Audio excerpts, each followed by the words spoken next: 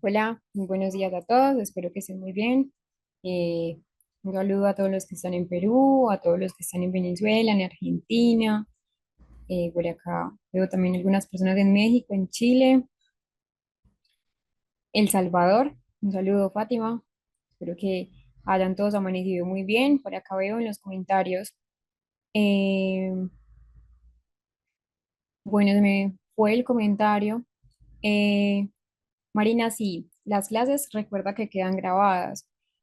A veces es entendible que no nos podamos conectar porque de pronto tenemos algunas otras necesidades laborales o personales, entonces quedan grabadas, no te preocupes por eso, pero, por ejemplo, la que vimos el día de ayer, que fue nuestro primer encuentro, fue nuestro primer día de clase, esa aún no la envían porque la tienen que editar, recortar esos tiempos donde no, pues son como muertos, por decirlo de alguna manera. Entonces la editan y se las están enviando al lunes. Es decir, pasado mañana ya tienen esas grabaciones para que no se preocupen. O si, por ejemplo, no entendieron un tema y quieren volver a repasar el tema con la clase grabada, lo pueden hacer. Recuerden esto que es indispensable para que también entonces tengamos un buen proceso de aprendizaje. Antes de la clase, recordemos entonces que ayer ya estábamos hablando de lo que era la neuropsicología, de lo que era esa parte de la introducción a qué hace un neuropsicólogo, porque la idea es en que entendamos un poco estas características. Les voy a colocar un pequeño video que son 7 consejos, realmente es muy útil, apenas estamos iniciando las clases, pero quiero iniciar con este video que son 7 consejos para mejorar la atención durante las clases. Como son clases un poco largas, sé que a veces puede ser complejo para muchos mantener focalizada esa capacidad atencional, por ende, entonces creo que este video les va a ser muy útil para esto. Creo que son unos consejos que nos pueden servir a todos. A veces la atención puede ser muy fluctuante, la atención incluso de nosotros como adultos, a pesar de que ya estamos adultos, es a veces muy limitada. Margarita, bienvenida al curso. Espero que te agrade muchísimo. Ayer fue nuestra primera clase, hoy es nuestro segundo encuentro. La clase de ayer, es decir, apenas nuestra primera clase, se las envían alrededor, creo que mañana o el lunes a más tardar, para que lo tengan muy presentes. Sin embargo, en YouTube todavía no están subidas, todavía no están colgadas ahí en la plataforma de YouTube, pero también las pueden encontrar allí.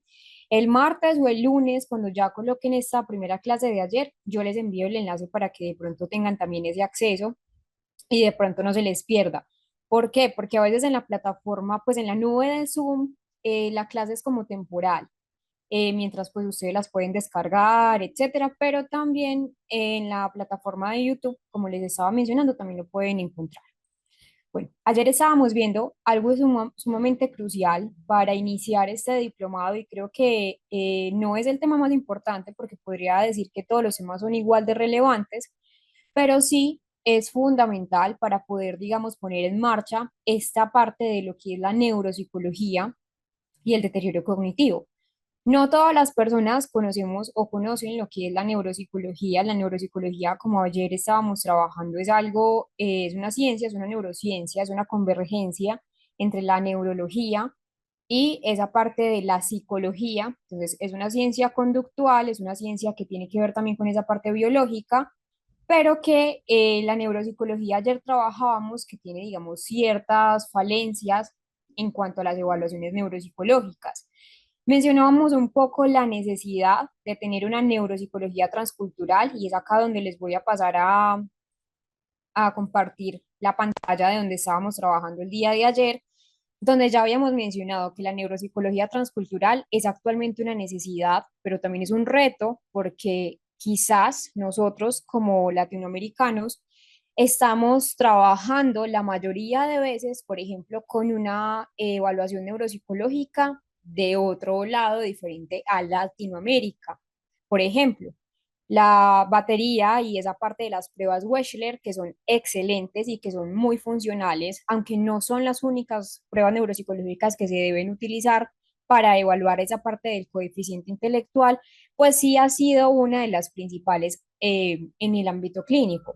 Sin embargo, esa parte Wechsler, que tiene Wechsler de memoria, Wechsler de esa parte de la inteligencia para niños, para adultos, eh, por ejemplo, acá en mi país, yo soy de Colombia, nosotros trabajamos con un baremo, con baremos que pues no son directamente colombianos. Y así pasa en la mayoría de países. Por ejemplo, México es un país que ha tenido muchísimo desarrollo en el área de la neuropsicología. Hay muchos autores mexicanos, eh, muy pocos realmente pues de Latinoamérica en general, pero que lo que ha pasado, es decir, también ha sido porque nos hemos, digamos, desvinculado un poco o hemos desconsiderado un poco esa parte de la necesidad de conceptualizar la neuropsicología en Latinoamérica. Los factores entonces ya los habíamos trabajado, que son las variables, que son esa parte de la aculturación que nosotros tenemos a veces de otra cultura diferente al marco de referencia latinoamericano y nos quedamos acá. Realmente, de forma muy general, cuando hablamos de una disfunción a nivel neuropsicológico, debemos incluir una evaluación 360 grados, como me gusta llamarlo a mí, de todas las funciones mentales superiores. Acá vamos a mirar no solamente los déficits, sino también esas habilidades o esa parte de las fortalezas que tenga una persona.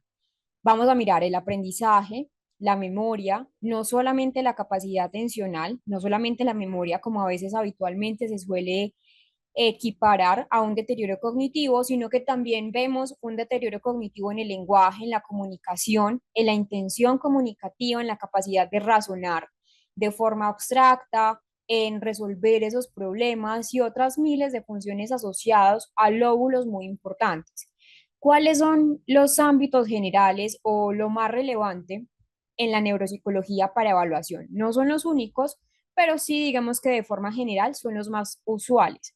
Lo primero es que vamos a trabajar esos déficits atencionales, donde hay entonces personas que frecuentemente tienen daño cerebral, donde claro, lo primero que se va a ver involucrado es esa parte de la capacidad atencional. Yo les decía hace un rato, la capacidad atencional de nosotros como seres humanos es muy limitada. Nosotros no podemos prestar atención a todos los estímulos que hay en el mundo exterior. Primero sería agobiante y segundo, nuestro cerebro no está capacitado para eso. Pero entonces algo pasa cuando tenemos un daño cerebral o un deterioro cognitivo. ¿Y qué pasa? Esa atención sostenida que yo les había mencionado ayer, que es algo que necesitamos, por ejemplo, para esta clase, necesitar una atención prolongada, resistiendo la fatiga cognitiva, disminuye muchísimo en el deterioro cognitivo.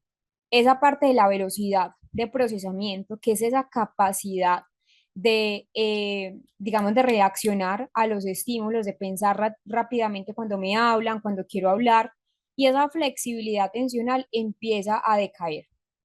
Como la atención y la memoria son dos factores cruciales en esa capacidad que yo tengo para aprender, también vemos secuelas residuales después de una lesión cerebral y después de cualquier disfunción cognitiva, como por ejemplo en el ámbito del deterioro cognitivo. Vemos que hay muchas personas con un deterioro cognitivo que están teniendo dificultades significativas en esa capacidad de aprender. Por ende, entonces vemos personas que quizás ya no tienen la misma capacidad que tenían hace unos años o hace un tiempo de estar vinculados a la universidad o estar vinculados quizás a una educación informal. Las funciones ejecutivas son funciones mentales por excelencia. Creería yo que las funciones ejecutivas es lo que se puede equiparar, entre comillas, con la inteligencia, aunque siempre digo que la inteligencia, ese concepto de inteligencia, ha sido un concepto ampliamente debatido para saber qué realmente es inteligencia, pero las funciones ejecutivas son funciones donde realmente nosotros en la vida cotidiana las vamos a necesitar sí o sí, la capacidad de planificar, la capacidad de adoptar o de flexibilizar nuestra propia cognición y nuestra propia conducta ante la vida cotidiana y también generalizar los aprendizajes en diferentes situaciones. Alteraciones en la motivación y alteraciones también emocionales y conductuales. Yo ya les había dicho que esa parte de cambiar esa capacidad del organismo, por ejemplo, de aprender, quizás de memorizar, va a generar en los pacientes obviamente una situación de desmotivación, ya no van a querer aprender y también es un componente muy frecuente esa parte emocional. Es decir, los pacientes empiezan a manifestar síntomas como un componente apático, principalmente esa apatía viene de algo frontal, esto lo vamos a trabajar, pero es, digamos, una desmotivación patológica, por decirlo de alguna forma entendible. Son más introvertidos, a nivel social vemos que se alejan muchísimo más de las personas, por ejemplo, cuando ya hay señales de un deterioro cognitivo, las personas entonces tienen consigo claramente pues un alejamiento social porque no se quieren sentir entre comillas inútiles o no se quieren sentir diferentes a lo que las personas lo conocían anteriormente. Entonces, acá vamos a ver muchísimas alteraciones motivacionales, emocionales y conductuales, donde puede haber aparición, por ejemplo, de conductas inapropiadas. Y cuando me refiero a conductas inapropiadas, son conductas que socialmente son sancionadas. Ejemplo, en la demencia frontotemporal vemos personas donde son pacientes, claro, donde es el lóbulo frontal, frontotemporal, es decir, el frontal está involucrado. El frontal está involucrado en nuestra capacidad de inhibir las conductas que, como les mencionaba, de pronto no son socialmente aceptadas y empieza entonces, digamos, a tener una conducta, pues, que de pronto puede ser sexualizada, inapropiada, etc. Vamos a ver el rol y las funciones del neuropsicólogo clínico. Los ámbitos de actuación de un neuropsicólogo van a ser bastantes. Realmente, desde la investigación hasta centros de tratamiento del daño cerebral, servicios de neurocirugía, como les había explicado el día de ayer, unidades de psiquiatría, porque vemos muchos daños secundarios de esa función mental superior en general. Después, digamos, por ejemplo, el trastorno límite de la personalidad, bueno, después de muchos diagnósticos, centros de oncología, porque cuando hay una neoplasia cerebral, cuando hay un crecimiento anormal y patológico de células que pues no hacen parte, digamos, de las células normales del cerebro, vemos que es muy factible que muchas neoplasias cerebrales aplasten o obviamente pues van a generar cierto lugar que no era normal en el cerebro. Entonces, indispensable trabajar esta parte en rehabilitación y en evaluación, en neuropsicología forense, en los geriátricos, bueno, en evaluaciones de conductores, servicios de neuropediatría, investigación, bueno, la neuropsicología escolar, que también es importante, y la psicología laboral, como esa parte de la selección de profesionales que sean cualificados. Realmente lo que es esa parte de la neuropsicología va a transversalizar muchos áreas de actuación. El rol general del neuropsicólogo y los ámbitos de actuación van a estar centradas en varios ejes cruciales. Lo primero es una evaluación neuropsicológica para saber qué está pasando con el paciente.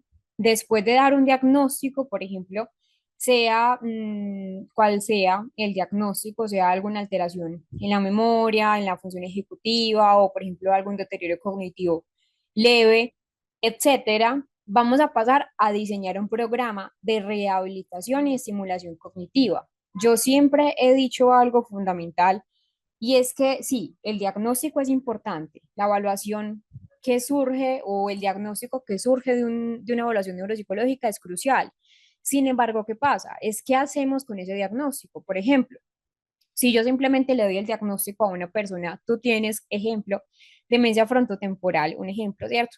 ¿Qué hago con ese diagnóstico? ¿Cómo puedo intervenir a la familia y cómo puedo estimular y rehabilitar esa función mental superior que de pronto se ven deterioradas?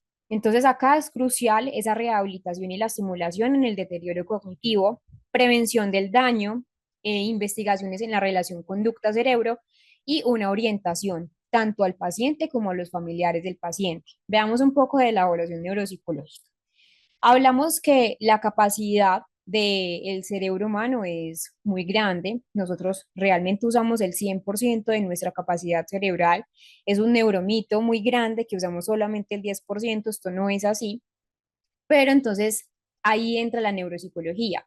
es saber o valorar el grado de capacidad cerebral que tenga una persona a través de test estandarizados, a través de procedimientos que sean validados y que sean sistemáticamente, digamos, funcionales.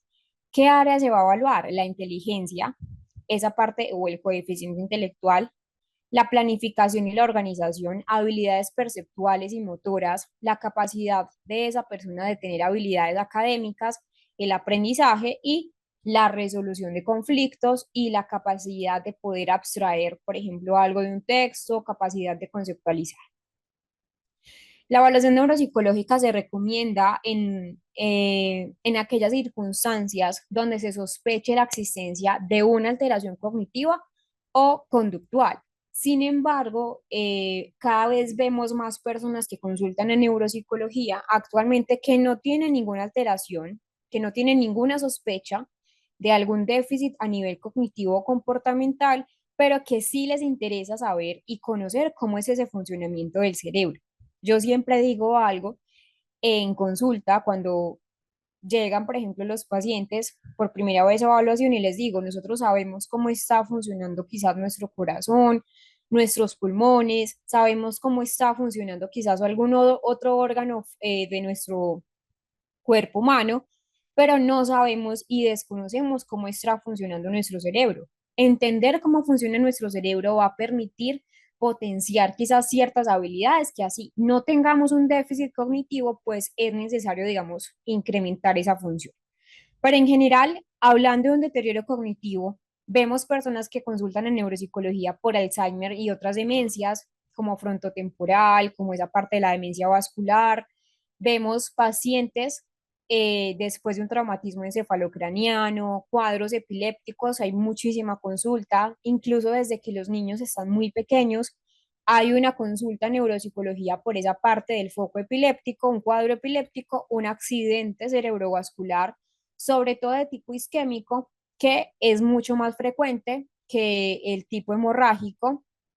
No se preocupen si de pronto no me comprenden algunos temas, porque sé que aquí hay personas que no todas son del área de la salud, pero recuerden que esto lo vamos a trabajar en cada apartado, es decir, en cada módulo que les estoy mencionando, esto simplemente es como la introducción. Dificultades de aprendizaje, trastorno por déficit de atención y trastornos que son neuropsiquiátricos o efectos que también tienen esas drogas psicoactivas, esas sustancias tóxicas, entre comillas.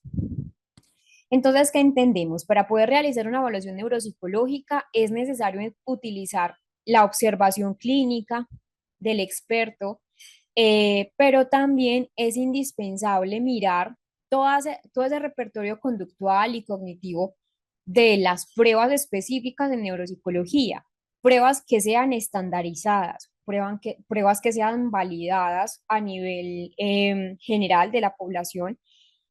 Y acá es donde nuevamente tenemos la necesidad de la neuropsicología transcultural. Entonces acá necesitamos, digamos, que esa parte de las pruebas sean mucho más específicas y estandarizadas, pero a una población objeto, que en este caso, pues la mayoría de acá, creo que todos somos latinoamericanos. Y a veces nos encontramos con retos, por ejemplo, en que a veces el objetivo de evaluación de un paciente cuando asiste a consulta neuropsicológica, pues quizás las pruebas que nosotros tenemos en ese repertorio no son las suficientes o quizás no son estandarizadas en cuanto a los baremos, a nuestra cultura. Independientemente de esa necesidad actual, nosotros tenemos un objetivo de evaluación neuropsicológico general. ¿Y cuál es? Identificar, cuantificar, pero también cualificar, que son dos cosas diferentes, pero que van a converger esa parte de la esfera cognitiva en general. Es decir, cómo están sus capacidades, qué debilidades o puntos débiles tiene el paciente y también cómo podemos intervenir a nivel general en ese potenciamiento, digámoslo así, de esa funcionalidad a nivel general del paciente. Realmente nosotros como neuropsicólogos nos hemos ayudado bastante de algo y son las pruebas de neuroimagen anatómica y pruebas de neuroimágenes funcional. Realmente para nosotros es una ayuda diagnóstica muy fuerte porque, por ejemplo, para ver en un paciente con enfermedad de Alzheimer, con una atrofia hipocampal, nosotros ahí vamos a tener, digamos, mayor certeza de que es realmente una alteración por enfermedad de Alzheimer. Entonces, esas pruebas de neuroimagen nos van a permitir a nosotros como neuropsicólogos tener un complemento y poder enriquecer esos hallazgos obtenidos en las pruebas estandarizadas de neuropsicología y sobre todo poder sustentar o refutar. Es decir, nosotros tenemos un funcionamiento cerebral, pero esa neuroimagen anatómica nos va a permitir saber realmente si es una enfermedad de Alzheimer, si hay una atrofia hipocampal o quizás puede ser unos síntomas parecidos a los del Alzheimer, pero que vienen de otra etiología. Eh, entonces es imprescindible, digamos, que nosotros tengamos documentación sobre la neurobiología del sistema nervioso. No todo puede ser funcional. De hecho, creo que lo funcional y lo biológico van muy de la mano. Y nosotros necesitamos entonces hacer un continuo seguimiento y sobre todo también con una formación en psicofarmacología. Sé que pues en psicología y en neuropsicología nos dan una formación de psicofarmacología, pero creo que también los psicofármacos son muy grandes, son muchísimos y digamos que hay muchas también influencias de los psicofármacos en muchas condiciones que a veces podemos desconocer y que es necesario, realmente es imprescindible tenerlos presentes porque van a ver la necesidad de personas, por ejemplo, con accidente cerebrovascular, con daño frontal, con un accidente cerebrovascular, de tener un estilo, digamos así, multimodal, una intervención multimodal, en este caso también con farmacología, para conocer, por ejemplo, esos efectos positivos en esa parte de las funciones cognitivas o negativas. Entonces es necesario y también considerar los factores ambientales de cada persona, los factores sociales, familiares, es decir, todas las variables. Ninguna persona es igual a otra, por más que sean vecinos y por más que vivan en una misma área, eh, en un barrio o en una vereda o en una misma ciudad, ninguna persona va a ser igual a otra. Entonces, acá considerar los factores personales de cada paciente va a ser imprescindible. La rehabilitación neuropsicológica y la estimulación cognitiva, nosotros como neuropsicólogos tenemos algo y es el aprovechamiento de la plasticidad cerebral. Hace muy poco tiempo, nosotros pensábamos que la plasticidad cerebral solo estaba asociada a la primera década de vida de un ser humano, pero eso es completamente falso y ya se ha refutado porque la plasticidad cerebral está inmerso en todo el ciclo vital de un ser humano, desde que nosotros estamos pequeños hasta que nosotros estamos ya en una etapa adulta, avanzada, tenemos neuroplasticidad cerebral. Claro, obviamente pues con el tiempo, como ayer hablábamos, se va deteriorando esta capacidad, pero que está presente. La neuropsicología se va a preocupar entonces por realizar un diseño que sea ecológico, y cuando me refiero a ecológico, es que le sirva al paciente para utilizar esas informaciones en la vida cotidiana. Es decir, cuando, cuando diseñamos como neuropsicólogos un programa de estimulación cognitiva en un deterioro cognitivo, lo que hacemos es que diseñar ese programa de intervención en rehabilitación o de estimulación cognitiva para poder potenciar esas debilidades del paciente. Debe ser individualizado porque, como les decía hace un rato, dos pacientes nunca son iguales. Es decir, realmente es indispensable esa parte, digamos, de entender que hace pocos años, digamos, esas aplicaciones informáticas son apenas un recurso muy utilizado en el ámbito de la rehabilitación, pero que tiene muchísimas ventajas. Como les decía, debemos tener un principio de la validez ecológica de los programas de recuperación de daño cerebral, desarrollando programas de rehabilitación cognitiva que sean adaptadas a cada sujeto. Es decir, ese paradigma n igual a uno, que cada caso es igual, que cada caso no es igual a otro, por eso es indispensable entender que a veces existen muchos programas de estimulación y rehabilitación cognitiva. Si ustedes van a internet, hay un montón. Hay libros de simulación, hay cartillas de simulación y sí, son muy enriquecedores y pueden ser funcionales.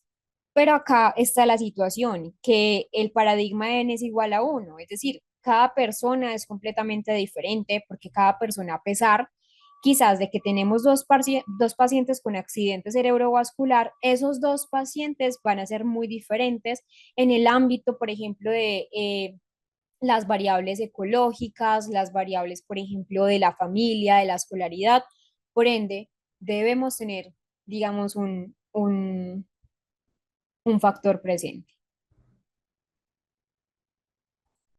Bueno, prevención del daño cerebral. Realmente, actualmente estamos en una sociedad psicocivilizada y lo pongo entre comillas porque se da una paradoja y la paradoja es que hay un aumento de casos de alteraciones a pesar de la longevidad en la población, lo que se ha entonces definido como un fracaso del éxito. Nosotros cada vez, digamos que esta parte de la nueva sociedad psicocivilizada tenemos dos variantes. La primera variante es que cada vez más hay una expectativa de vida en el ser humano mucho más avanzada. Por ende, por ejemplo, ese tiempo de jubilación cada vez incrementa más. Por ejemplo, en Colombia cada vez incrementa más porque se espera pues que en el tiempo nosotros tengamos mayor longevidad, pero a mayor longevidad también hay que entender que hay un deterioro cognitivo, es decir, nuestra función a los 20, 30, 40, 50, 60 años no va a ser igual quizás a los 80 años, ¿cierto?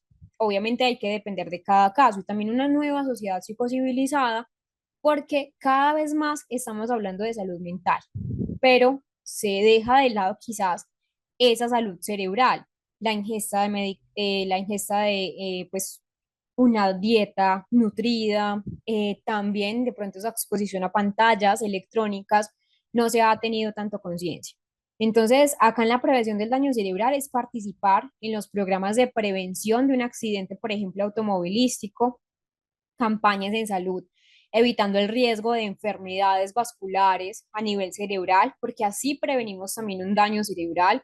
Es decir, cada vez más nosotros estamos inmersos quizás en una vida muy acelerada, donde aumenta ese riesgo de la enfermedad vascular, la alimentación que nosotros tenemos, sobre todo también la prevención del consumo de sustancias psicoactivas, porque cada vez más vemos jóvenes con un deterioro cognitivo temprano, secundario a un consumo de sustancias psicoactivas. Es decir, niños, y esto creo que en Latinoamérica ha sido también un problema de salud pública, porque cada vez vemos niños menores a 12 años, menores de 10, vemos niños muy pequeños que están actualmente en un consumo de sustancias psicoactivas, donde claramente pues hay una alteración en esa parte de esa función general, pues a nivel cognitivo, dando como resultado un deterioro. Cuanto mayor es el número de personas que sobreviven después de haber tenido algún daño a nivel cerebral,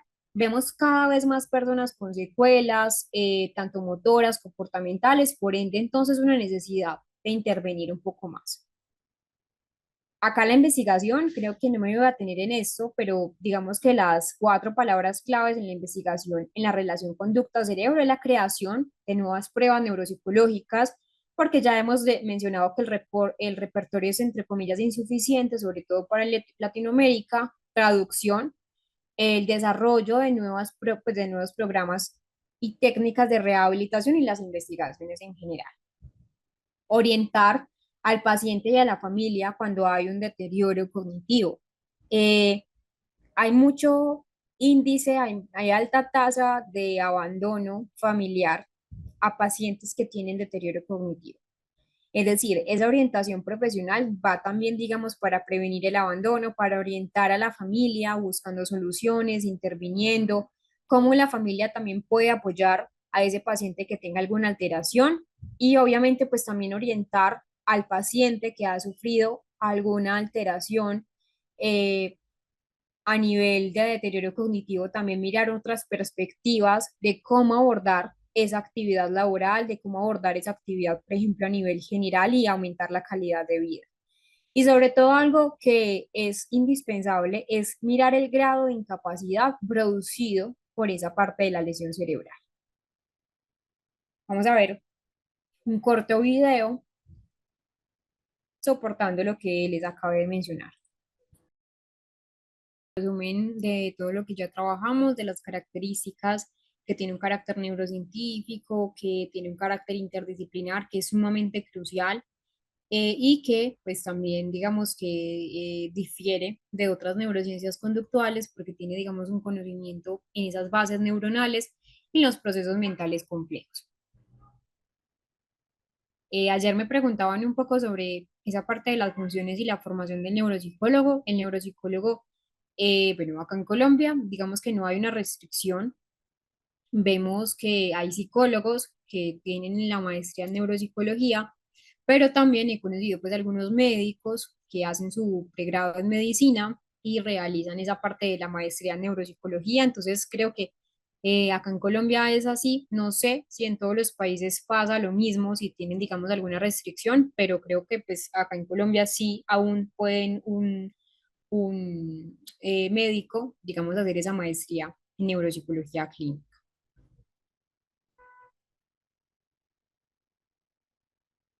Bueno.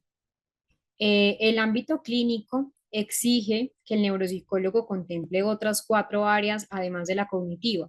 No solo debemos hablar del área cognitiva, sería realmente un error. Hablaríamos entonces, digamos, de 3C y 2F, como me gustaría llamar. Las 3C es cognición, conciencia y conducta, y las 2F es funcionalidad y familia en el paciente.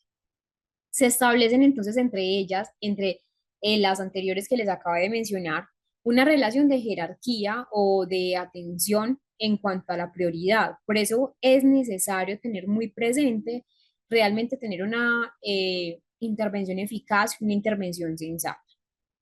Lo primero es que la intervención sobre las alteraciones emocionales, alteraciones, por ejemplo, a nivel conductual, adaptativas y de conductas que pueden ser graves, realmente eso es algo prioritario. Es decir, si yo tengo un paciente desmotivado, si tengo un paciente quizás con una alteración muy grave en esa parte emocional, primero es lo que se debe trabajar, porque un paciente que tenga una alteración emocional fuerte realmente no va a ser viable o no se va a ver beneficiado pues de un buen proceso de rehabilitación o estimulación cognitiva. Entonces, acá debemos tener ese proceso rehabilitador que sea algo, digamos, sensato de trabajar y realmente esas alteraciones de conciencia, por ejemplo, la anosognosia, que es una alteración en la percepción que el paciente tiene de sus propias alteraciones, que las alteraciones las ve la familia, sí, ya te las voy a devolver.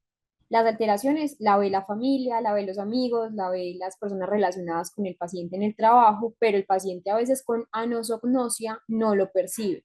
Es decir, él piensa que todo está súper bien, que todo está marchando pues como excelente. Entonces es indispensable trabajar. El manejo de las alteraciones emocionales y de la conducta va a ser, creo que, algo crucial. Acá puede haber presencia de agresividad, puede haber negativismo, puede haber conductas socialmente que son inadecuadas, esa parte de comportamiento apático son muy frecuentes, por ejemplo, pues, en un deterioro cognitivo y también van a ser, digamos, un obstáculo para la evaluación y también va a ser un obstáculo para rehabilitación neuropsicológica. Por ende, entonces, esa parte de la persistencia en el tiempo, de las alteraciones conductuales, de las alteraciones emocionales, van a tener consecuencias en la capacidad que va a tener el paciente posteriormente para reintegrarse a la vida social, al bienestar de la familia, también lo va a afectar. Acá la intervención entonces requiere que el neuropsicólogo realmente sepa de lo que es la terapia cognitivo-conductual, porque también se aborda esa modificación conductual en la rehabilitación, ese entrenamiento nuevamente en el paciente de habilidades sociales que a veces pierde y realmente entender que pueden haber, digamos, aparición de conductas que de pronto no son deseadas. Sin tratamiento, las alteraciones tienden a la cronosidad. Creo que en esa parte emocional y conductual, y creo que en todas las patologías, en general y a un aumento de la severidad de esa sintomatología.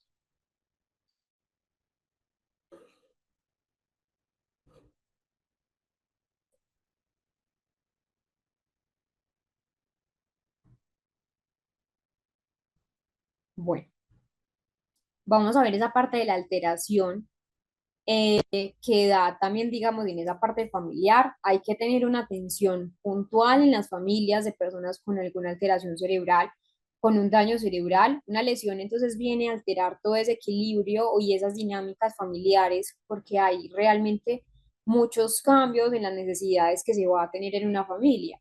A veces la atención se volca principalmente a la persona que tiene una alteración funcional, que tiene una alteración cognitiva, porque en muchas circunstancias no son independientes, sino que requieren, digamos, de una necesidad completa de prestarle atención. Entonces, la necesidad realmente de atender a la familia va a ser crucial. Necesitamos informar a la familia, darle un entrenamiento a la familia de esas nuevas habilidades, de esa adaptación psicológica, también a veces adaptación en el ambiente que va a tener en el paciente y pues obviamente pues va a ser un cambio muy brusco donde el paciente realmente, pues, perdón, donde la familia no estaba esperándolo y realmente a veces se puede mostrar indiferente y la idea es no abandono de los pacientes. Acá realmente debemos enseñar a la familia cómo comunicarse con pacientes que de pronto han tenido alguna lesión cerebral y algún deterioro cognitivo. Entonces vamos a ver problemas afásicos, que yo como les he mencionado, la afasia es una alteración adquirida del lenguaje, que pueden ser entonces responsables que de pronto la familia no se comunica adecuadamente con el paciente. Acá es donde también nos apoyamos de manera multidisciplinaria en los fonoaudiólogos, en los terapeutas ocupacionales, que también nos ayudan a reforzar a la familia esa parte de la comunicación y realmente cada uno de nosotros como profesionales en el área de la salud que estamos implicados en esa alteración cognitiva en general, debemos entonces tener habilidades de comunicación también y habilidades didácticas para poder potenciar esas habilidades en la familia. Eh, yo ayer les decía que es indispensable que nosotros trabajemos también en un entrenamiento de nuevas habilidades y necesidades para enseñarle a la familia y adaptar esa parte psicológica en general la parte familiar. Sé que acá hay varios profesionales en trabajo social, entonces el neuropsicólogo se acompaña muchísimo de esa parte del trabajo social porque pues hay mucho abandono a nivel general de las personas con daño cerebral y con un deterioro cognitivo. Entonces acá realmente necesitamos como neuropsicólogos una formación psicoterapéutica también, pero también es indispensable en ese contexto del cuidado a la persona con daño cerebral estar vinculados con un trabajador social para evitar esas altas tasas de abandono actual. ¿Cuáles son otras funciones? Realmente la gestión de equipos y servicios, un trabajo multidisciplinar, aptitudes de comunicación, de participación y de conceptos. Y la neuropsicología es uno, digamos, pues el neuropsicólogo es uno de los profesionales de los que se espera mayor sensibilidad y mayor cualificación en el tema del deterioro cognitivo.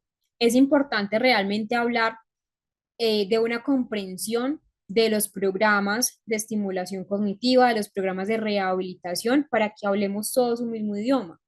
Acá entonces es importante que nosotros como profesionales discutamos los casos complejos con el resto del equipo y asumir quizás unas propias limitaciones, estableciendo una coherencia grupal para tener en cuenta. Y eso sí creo que es fundamental. En un momento les comparto otra vez la pantalla. Ni los procesos cognitivos están asentados en modelos muy contrastados, ni la neuroimagen dispone o agota todas las posibilidades descriptivas de la estructura y función cerebral. Por eso hablamos que es una convergencia entre ambas. Hay mucha demanda de secuelas cognitivas relacionadas después de un trauma cerebral, un deterioro cognitivo. Por eso digamos que afrontar esa parte es un camino difícil y que cada vez más hay mucha población con daño cerebral, lo cual entonces viene a ser también un tema de salud pública. Acá la labor del neuropsicólogo no puede limitarse a la evaluación de solamente las funciones a nivel cognitivo, creo que eso sería un error, sino que también mirar lo que realmente pues potencia al paciente. La intervención va mucho más allá de esos déficits cognitivos, como ya les había mencionado, debe extenderse a las alteraciones emocionales, a otros trastornos conductuales. El apoyo de las familias acá va a ser una gestión importante, gestionar también los equipos. La neuropsicología clínica está directamente vinculada con la psicología clínica.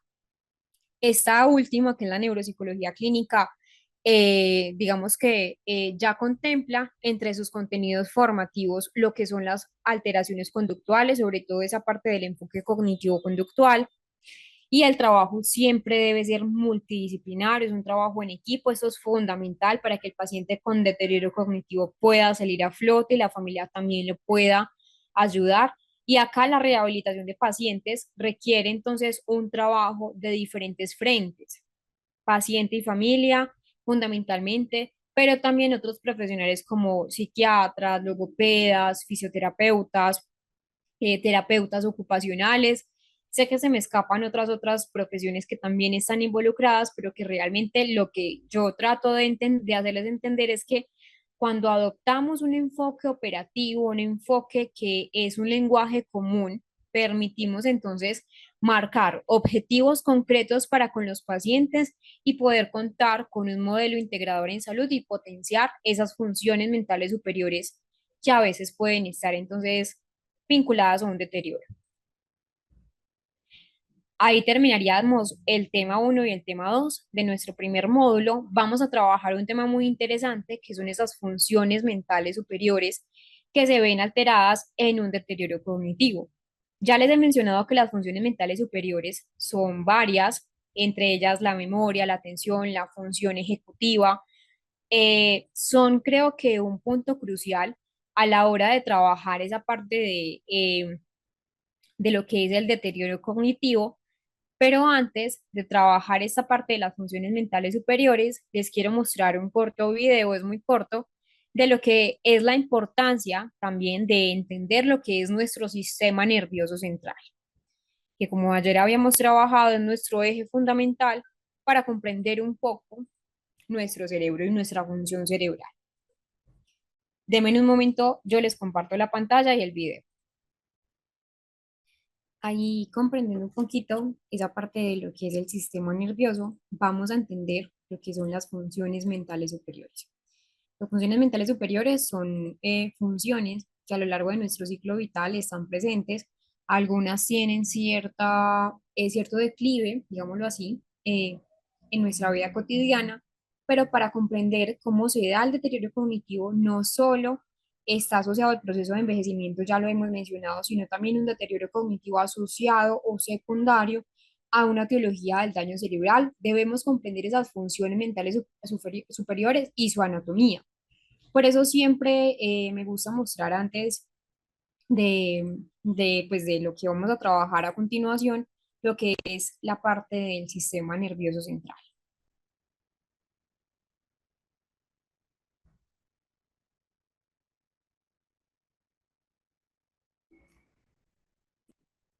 Vamos a iniciar con nuestro primero, que es la capacidad atencional, pero antes es usual que yo al inicio de cada tema y al final de cada tema ponga un video introductorio de lo que es el tema central. Entonces vamos a ver un video introductorio de lo que son las capacidades mentales superiores general.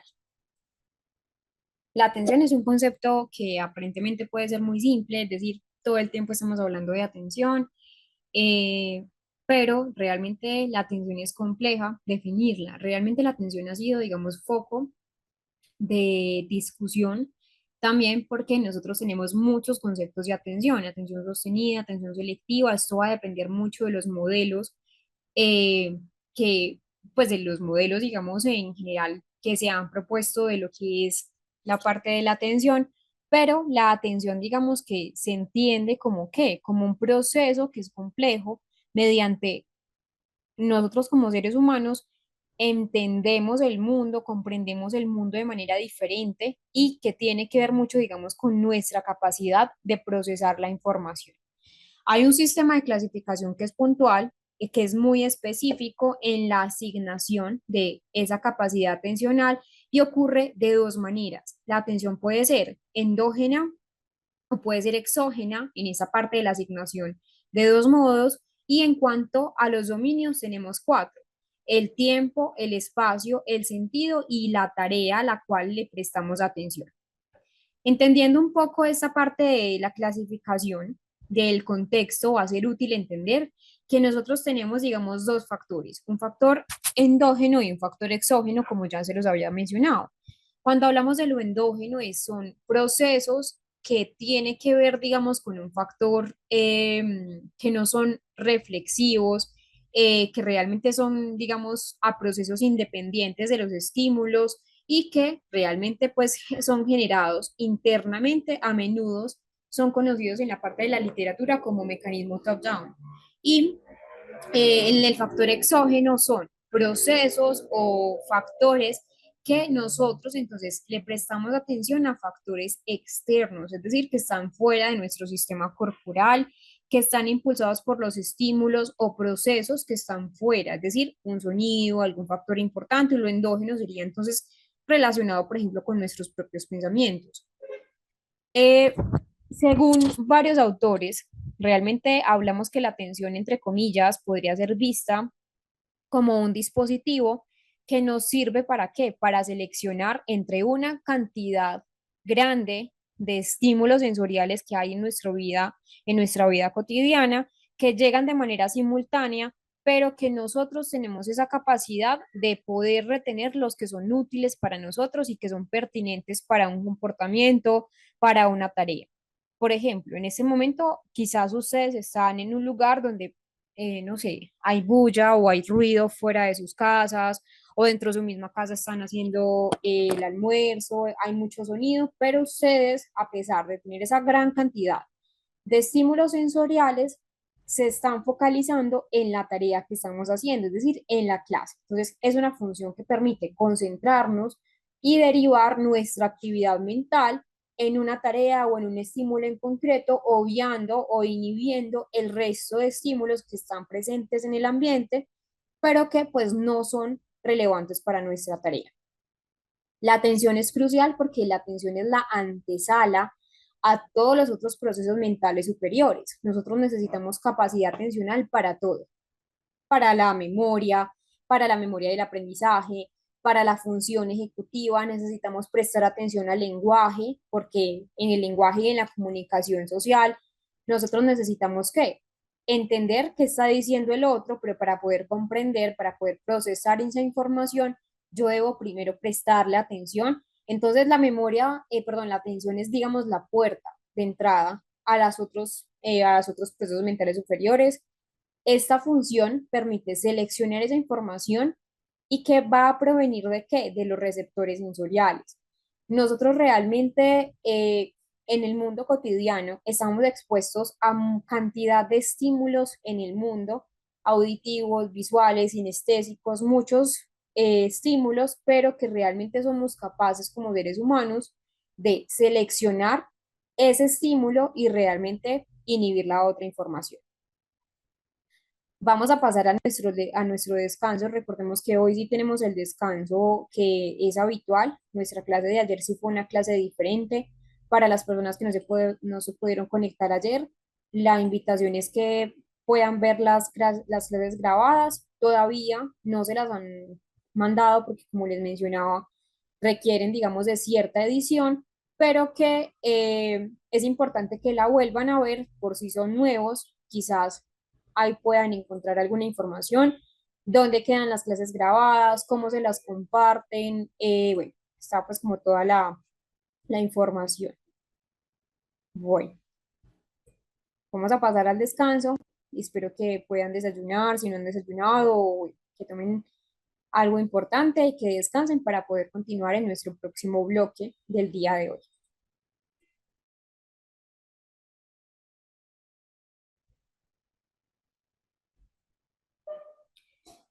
La atención tiene entonces varios tipos, varios modelos atencionales que vamos a entender acá. Lo primero es que es entender que la atención es muy compleja, que ello va a depender del modelo propuesto por el autor. Vamos a ver unos que son más importantes, como el modelo de Posner y Peterson, es de 1990. Sin embargo, ellos hicieron una actualización en el 2012, se hizo una actualización de este modelo. Y el otro modelo, que es un modelo más clínico, que es el modelo de Schoenberg y Matter. Vamos a ver primero este modelo de Posner y Peterson. Él habla, bueno, ellos dos hablan de un sistema de vigilancia o un sistema de alerta como primera base atencional. Acá, entonces, ellos plantean algo fundamental y es que el estado atencional va a estar, digamos, en la parte más elemental. Es el encargado de mantener un estado preparatorio ante una inminente llegada de un estímulo. Tiene un componente involuntario o un componente que es fásico, que es la capacidad entonces de dar respuesta rápida ante un estímulo que nosotros como seres humanos no esperábamos. Por ejemplo, si estamos caminando por la calle y hay un ruido estruendoso, inmediatamente ese sistema de vigilancia es el sistema que nos alerta, es el sistema de arousal, que como les digo no es voluntario, es algo entonces que pasa de repente y pasamos a un componente ya voluntario tónico que lo vamos a ver más adelante. Pero ese sistema de vigilancia es un complejo umbral de vigilancia que es mínimo, que se necesita para mantener la atención durante la realización de alguna tarea. Está relacionado con un sistema de orientación atencional, que es el segundo nivel que propone Posner y Peterson, y ellos realmente hablan entonces que a pesar de que el sistema de alerta no es controlable, no es modificable, realmente nosotros podemos con ese sistema de vigilancia y ese sistema de alerta estar atentos a esos estímulos relevantes si hay alguna emergencia o hay algún peligro. Tenemos otro sistema posterior, que es un sistema de orientación atencional. Es un sistema que tiene que ver con una percepción. Digamos que el modelo Posner y Peterson nos lo proponen desde una pirámide. La pirámide básica o lo primero de la pirámide es la parte del modelo atencional, que es el arousal, que los acabé pues, de mencionar. Y lo segundo en la pirámide es la orientación. Es el encargado de, después de yo ver algún ruido, oír algún ruido inminente o ver algo que me llamaba la atención, orientar mi capacidad atencional ante ese estímulo que está en el espacio, es decir, donde aparece el estímulo, yo lo voy a observar.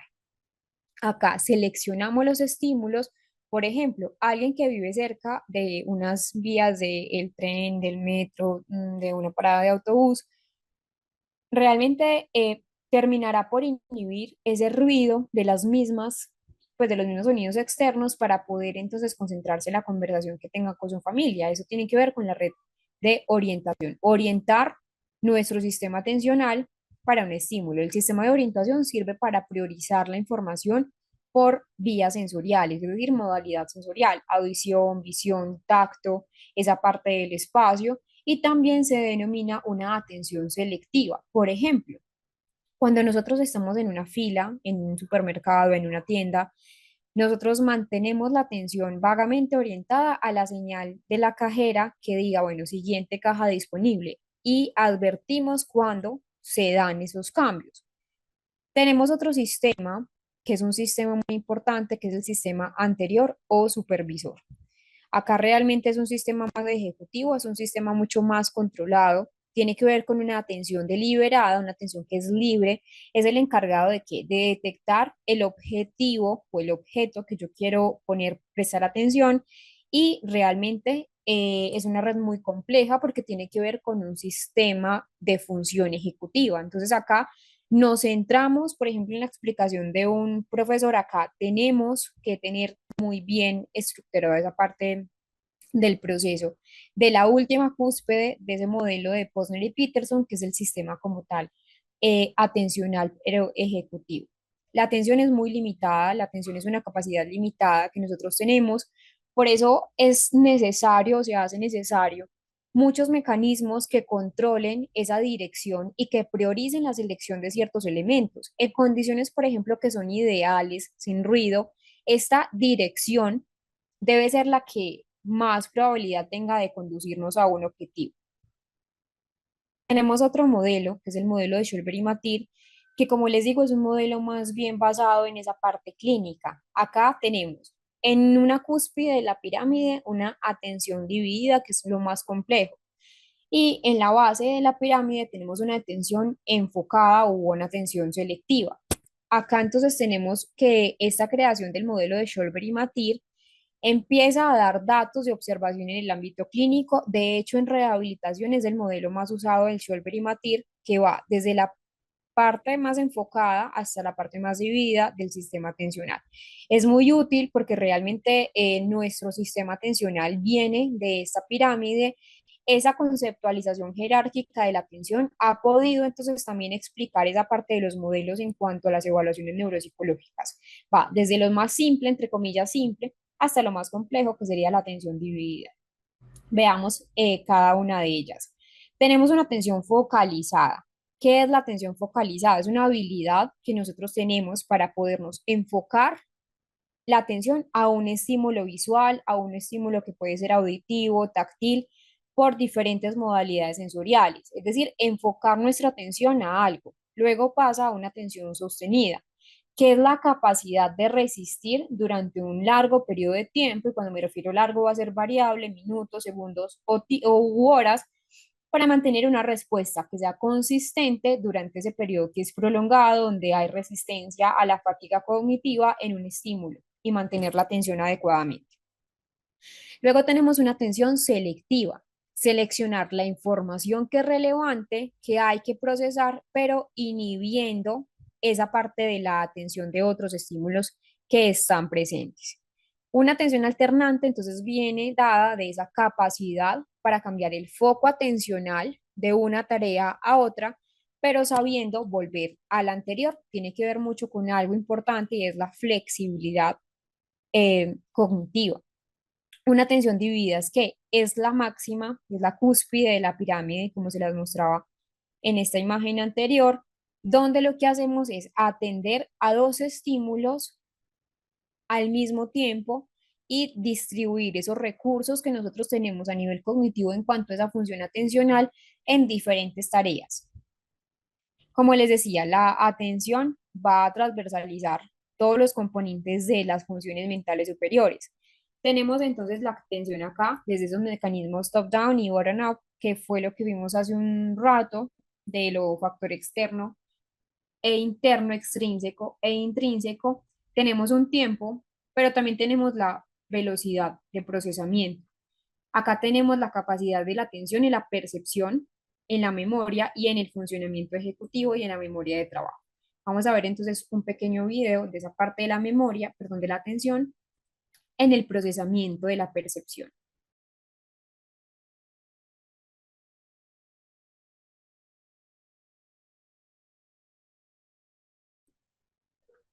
¿Qué áreas de nuestro cerebro se van a activar cuando nosotros tenemos esas redes atencionales? Resulta entonces que tenemos unas áreas cerebrales que son corticales, pero otras áreas cerebrales que son subcorticales, es decir, que están debajo de nuestra corteza cerebral. Sin embargo, ambas van a trabajar conjuntamente para esa parte atencional. Lo primero es que los procesos que son involuntarios, es decir, que nosotros no los controlamos, como lo que ya hemos trabajado, como esa atención o el arousal, que en el modelo de Postman y Peterson es trabajado como ese sistema atencional eh, o esa red de orientación, esa red de alerta. Ahí nosotros no tenemos un control voluntario de la atención. Esa parte se va a localizar debajo del encéfalo, en estructuras subcorticales. Y los procesos ejecutivos en la memoria, vinculado con el modelo de Postman y Peterson que les había mencionado, que son más complejos, que requieren un componente más voluntario, sí van a depender de áreas principalmente corticales. Hay estructuras subcorticales en la atención, como los núcleos de la base, el cíngulo, el tálamo y la formación reticular. Resulta que ustedes están viendo entonces estructuras subcorticales, ahí es como tal el modelo neuroanatómico, principalmente tenemos la formación reticular donde inicia la actividad atencional, es decir, Esa formación reticular es el punto clave para la atención. Ahí se encarga de la regulación del estado de alerta, de la parte del arousal. Está implicado tanto en la alerta tónica como en la atención fásica. Y el tálamo también, digamos que sustituye una zona de paso, es como si fuera una zona de relevo. ¿Ustedes me están escuchando bien?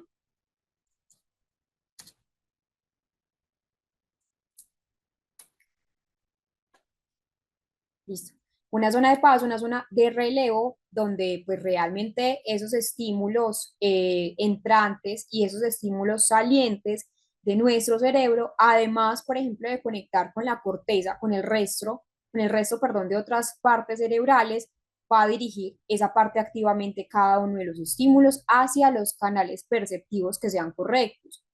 Estímulos sensoriales, que vienen entonces de esa parte de la audición, de la visión, etc. Ahí se regula también en el tálamo la intensidad con la que llegan y es la clave como tal del funcionamiento de la atención. Realmente es indispensable entender esa parte.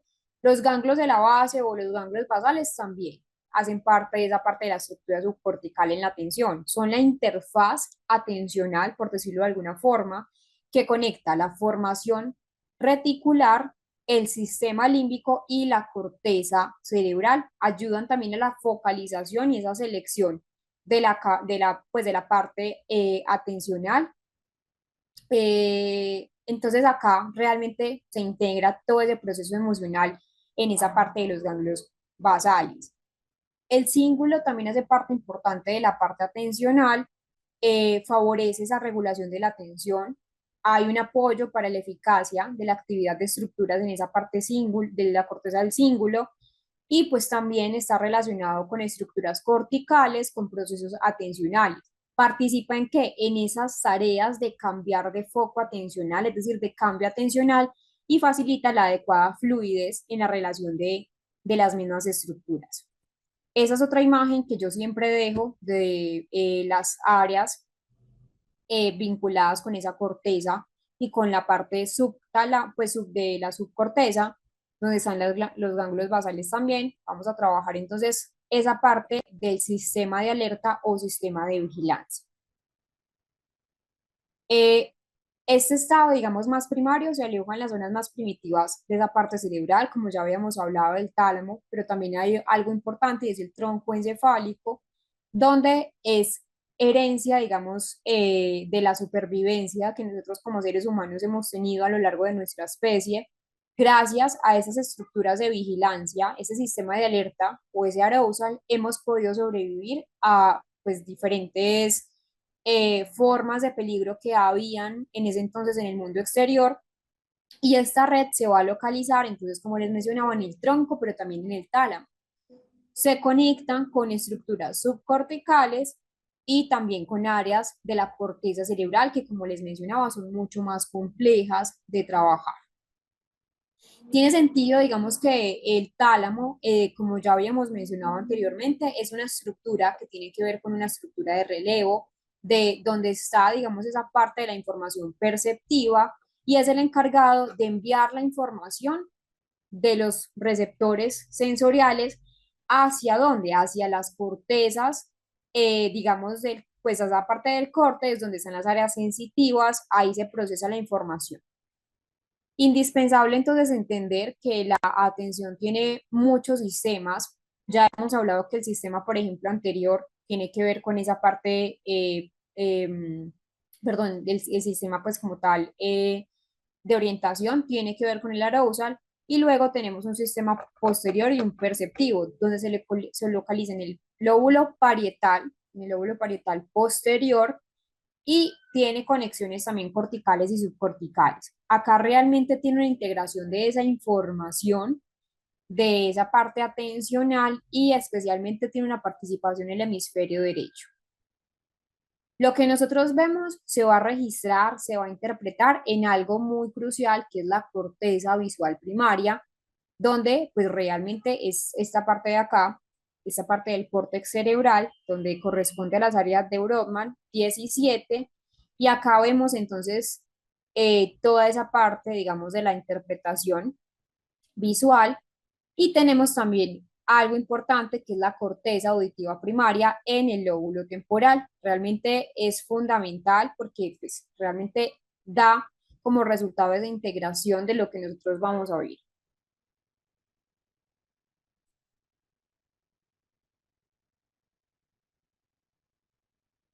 Vamos a hacer un ejercicio. Esto tiene que ver mucho con el área prefrontal, donde realmente ahí termina, digamos, el trayecto atencional. Nosotros ahí en esa parte del trayecto atencional nos encargamos de qué? De regular las tareas, como ya vimos en el modelo de Posner y Peterson, la parte final de la atención es el frontal, donde pues en el frontal tenemos esa característica principal y es que es algo voluntario de la atención, es muy compleja la atención allí. Necesitamos acciones, por ejemplo, como la planificación, una atención sostenida, una atención focalizada y tener también, digamos, el control de los movimientos acádicos. Los movimientos acádicos son esos movimientos oculares para dirigir la mirada hacia un estímulo concreto. El ejercicio que vamos a ver a continuación tiene que ver mucho con los movimientos acádicos. Es un ejercicio corto, pero creo que es un ejercicio que nos va a servir también entender cómo está esa meta atención, esa capacidad que nosotros tenemos para analizar nuestra capacidad atencional. Ese ejercicio entonces que les voy a mostrar, traten de no girar el tronco, perdón, el cuello, traten de no girar esta parte para que puedan hacer bien el ejercicio. Es decir, solamente con esa parte de los ojos, del movimiento ocular.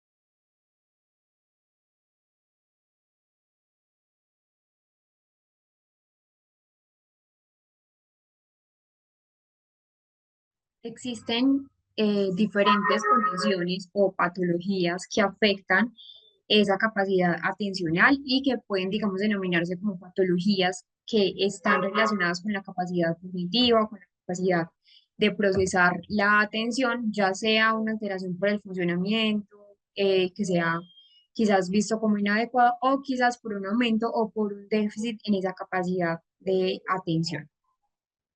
Algunas, digamos, de las patologías están relacionadas con esa parte de la capacidad cognitiva, como ya habíamos visto. La prosexia es una reducción al máximo de la disposición atencional. Hay una ausencia total de atención.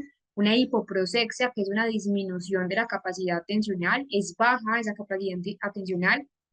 Dentro, digamos, de esta categoría están varias alteraciones. Lo primero es una distraibilidad, que son cambios bruscos en esa inestabilidad de la atención. Es muy visto, es muy frecuente en esa parte de los focos epilépticos, a esas crisis epilépticas y realmente también en las demencias se encuentra en un estado crepuscular y es un trastorno del estrechamiento como tal de ese campo de conciencia, una capacidad, digamos, de la habilidad atentiva emocional, que es una inconsistencia o es una oscilación en el rendimiento atencional, pero que está ligado a una sintomatología ansiógena y una inhibición que tiene que ver con la capacidad para movilizar la atención atribuida a estados depresivos o también a esa parte de la esquizofrenia, una negligencia que realmente tiene que ver entonces con una manifestación de un síndrome que es el síndrome de la negligencia espacial o que también es conocido como la heminegligencia, que es una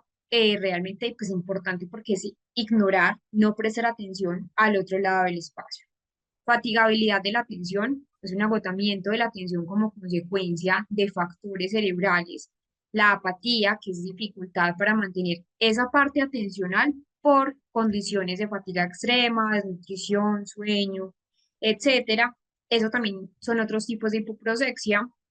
Hay otra que se llama perplejidad atencional, que realmente entonces está considerada como una forma cualitativa de la atención. Otro es la pseudoaprosexia, es una falta de atención hacia el entorno, a pesar de mantener conservada la capacidad. Digamos que está visto en pacientes que son pacientes simuladores, que su objetivo es llamar esa parte de la atención. Las paraprosexias y las hiperprosexias, que también son dos alteraciones. La paraprosexia es que es una dirección anormal, atípica de la atención, relacionado con unos comportamientos de hipocondría, y la hiperprosexia es una focalización excesiva, pero que es transitoria de esa parte atencional. Es como si fuera una vigilancia extrema. Bueno, vamos a dejar hasta acá nuestra clase para que no quede cortado el tema.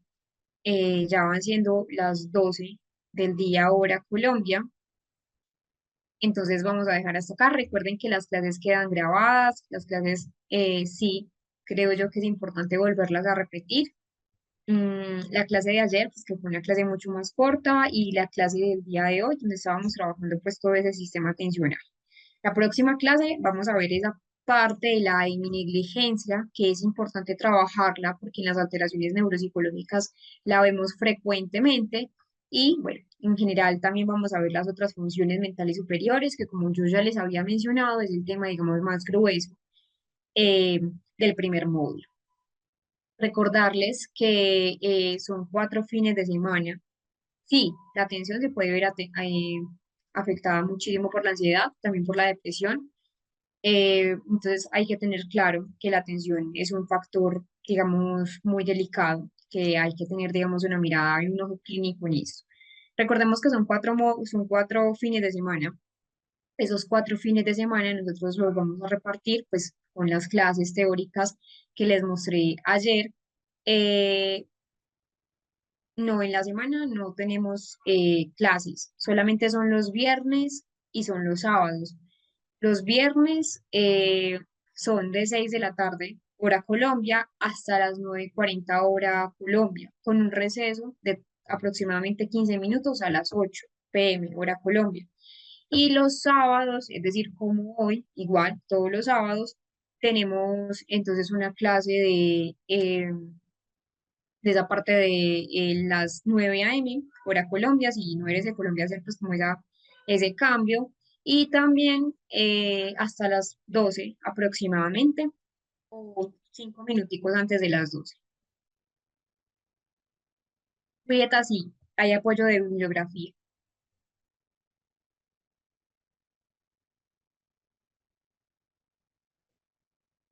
Eh,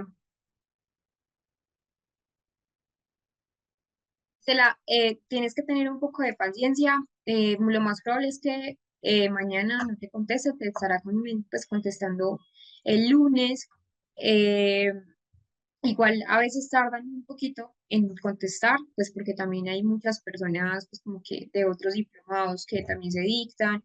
Entonces es, digamos que pues por orden de llegada. Entonces es como un poco de paciencia con eso. Entonces, bueno, que estén muy bien. Espero que nos volvamos a ver entonces el viernes. Recuerden que las clases se las envían a ustedes, estén muy pendientes. Los que no están de pronto en el grupo de WhatsApp, si alguien por acá les pueden compartir el enlace para que se conecten, pues para que se enlacen en el grupo de WhatsApp, sería pues como muy, muy perfecto. Sí, en la clase de ayer se habla de los certificados, nuestro coordinador habla de ello. Es la segunda parte de la clase de ayer, para que entonces lo tengas muy presente, Paula. Bueno, bienvenidos a todos los que se conectaron el día de hoy, que no se conectaron el día de mañana, pues y el día de ayer, perdón, porque no tuvieron la oportunidad, pero recuerden entonces que nuestras clases son los viernes y son los sábados. Y bueno, hasta el viernes, espero que estén muy bien, que tengan una semana muy bonita, una semana muy productiva, y que nos volvamos a ver pronto.